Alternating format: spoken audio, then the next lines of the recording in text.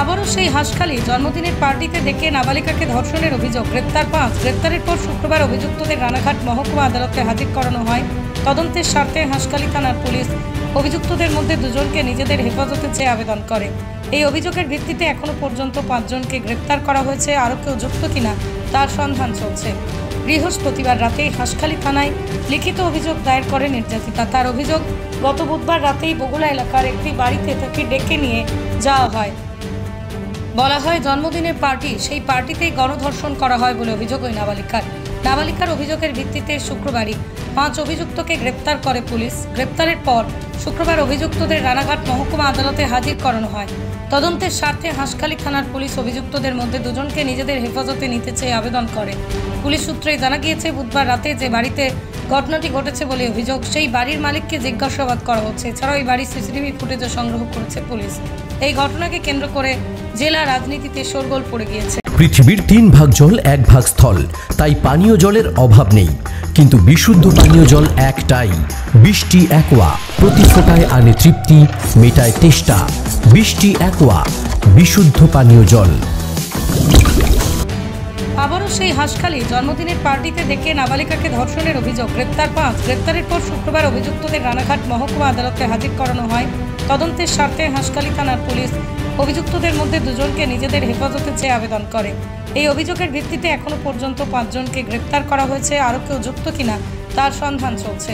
বৃহস্পতিবার রাতেই হাঁসখালি থানায় লিখিত অভিযোগ দায়ের করে নির্যাতিতা। তার অভিযোগ, গত বুধবার রাতেই বগুলা এলাকার একটি বাড়িতে তাকে ডেকে নিয়ে যাওয়া হয়।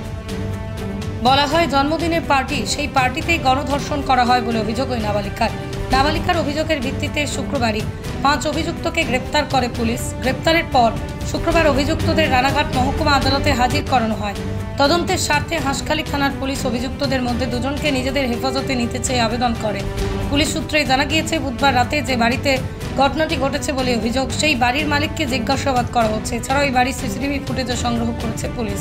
এই ঘটনাকে কেন্দ্র করে জেলা রাজনীতিতে শোরগোল পড়ে গিয়েছে। নদিয়ার সবথেকে বড় English medium school JRS public school প্রায় 35 বিঘা জমির ওপর গড়ে উঠেছে বিশাল ক্যাম্পাস। নার্সারি থেকে শুরু করে উচ্চ মাধ্যমিক, ITI college, law college, BEd college, ভর্তি চলছে জেআরএস পাবলিক স্কুল। ব্যালকনি বা সিঁড়ির রেলিং, মডিউলার কিচেন বা ড্রয়িং রুম, এক কথায় আপনার স্বপ্নের বাড়িকে করে তুলুন আরো সুন্দর।